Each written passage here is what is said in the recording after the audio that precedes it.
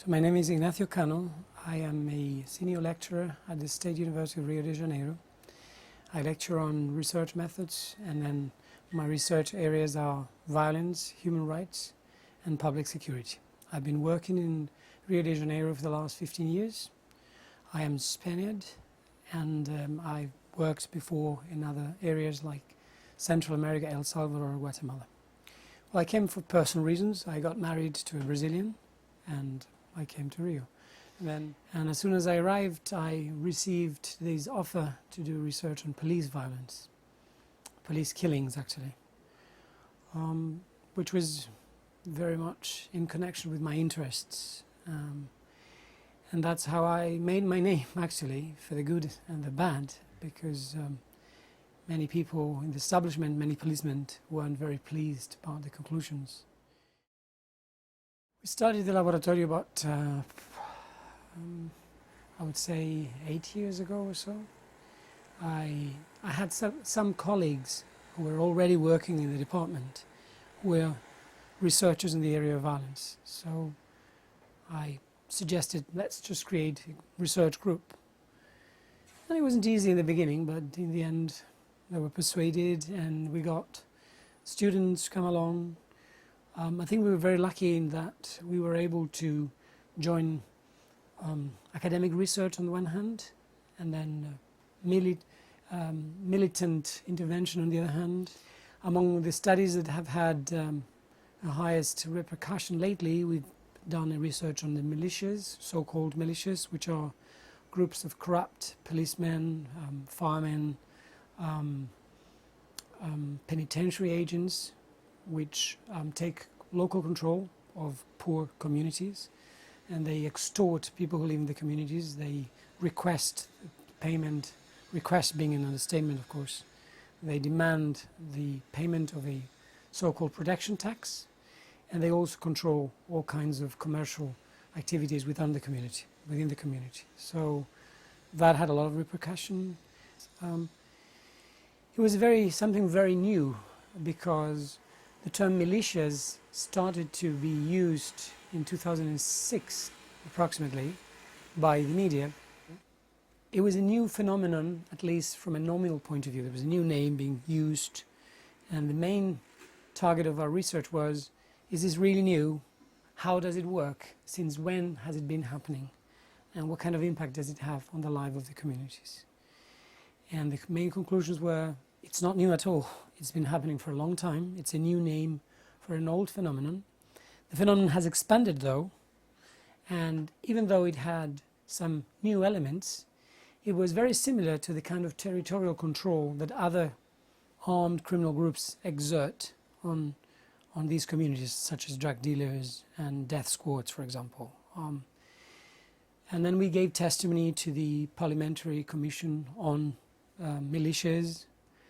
We published, and I think it was a good opportunity to do something about an emerging topic that was very relevant for the city.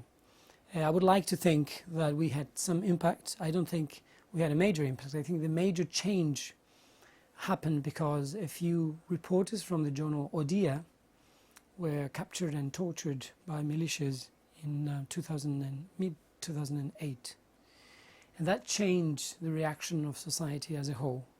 It changed the reaction of the media. Then this proposal for a parliamentary commission of inquiry was approved. The proposal had been there for a long time. It had been ignored, but after that case, the proposal was approved.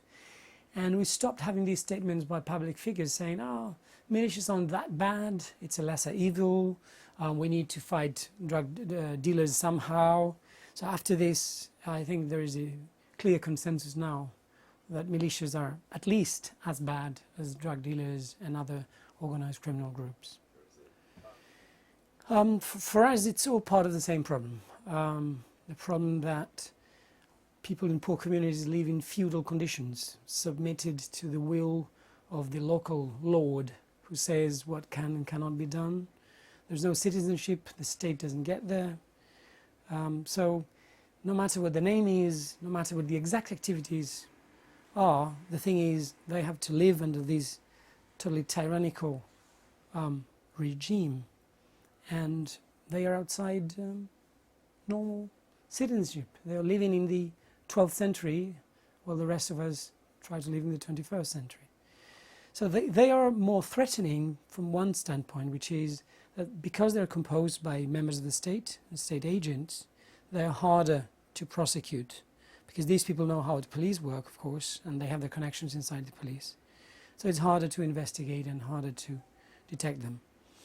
On the other hand, there is a paradox here, because the traditional public security policy in Rio de Janeiro has been a very militarized one, where the police have gone to the communities to confront drug dealers, kill a few of them, then left and come back a few months later to do the same thing. So these very militarized, using bulletproof vehicles and with heavy machine gun fire strategies are different in the case of the militias, both because the police don't feel they have to attack these groups as they attack drug dealers, and because the members of these groups, being policemen themselves, don't shoot against police.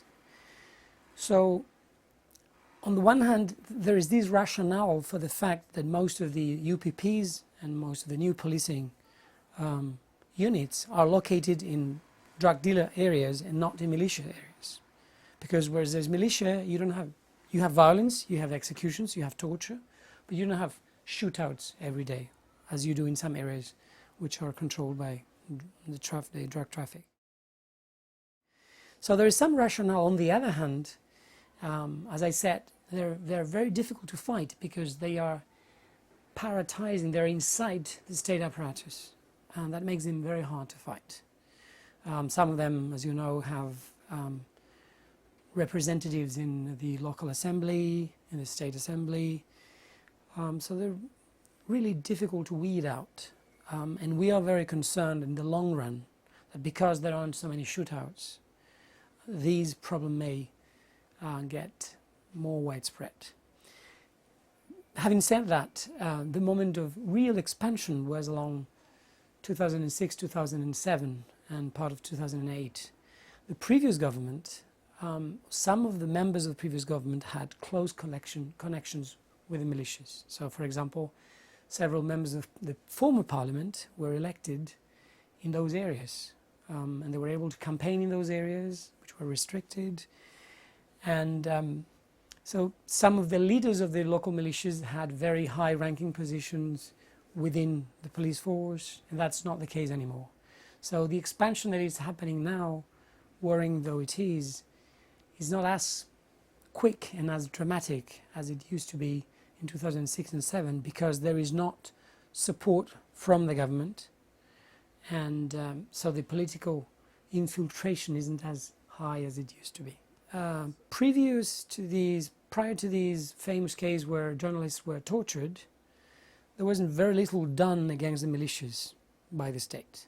Now that changed, and now there is an attempt to fight them, notoriously in some areas, and notoriously against some very famous militias or very famous people, particularly politicians. But we discovered in our research that this phenomenon exists in many more areas than it is believed, and exists in some cases for decades. And some of them are small militias controlled by 1, 2 or 4 policemen, and nobody has ever cared about these. So the fight has been concentrated on the most notorious groups, which is fair, but of course the fight should go further.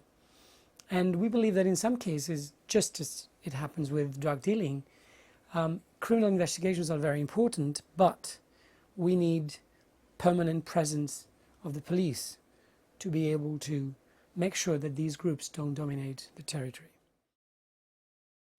Incidentally, we are starting a new piece of research now. I usually don't even say that, but because of the nature of your work, I don't think it's going to come out in the local press tomorrow. So we are starting a new piece of research now, precisely to know, okay, after the effort the state did, after all these prosecutions and imprisonments, has anything changed in those communities?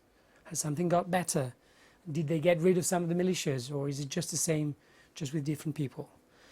Typically, in the case of drug dealing, that used to be the case. I mean, famous, so-called quote-unquote famous criminals were arrested and prosecuted, but business as usual went on. And we suspect that might be the case in the areas of militias too, but we're starting new research now to find out. There was this belief in some quarters where they thought, oh, they're not going to attack a judge. You know, they wouldn't dare do that to a judge. They're not going to say that anymore. They're not going to think that anymore. So I think there will be more protection for these key figures. But I don't think much else is going to change. I don't think we're going to have a deep attack against organized crime, which we should. For example, if you analyze what typically the governors ask from the federal government, they ask funding, they ask for the army sometimes, they ask for the national force, which is something similar to the National Guard in the US, is a national police entity. But they never ask for a task force against organized crime, which is a priority in many states of Brazil. And organized crimes feeds into politics and funds political campaigns. So if we were really going to be serious about organized crime, many of the people who are in power would be in trouble. And that's one of the big problems in Brazil.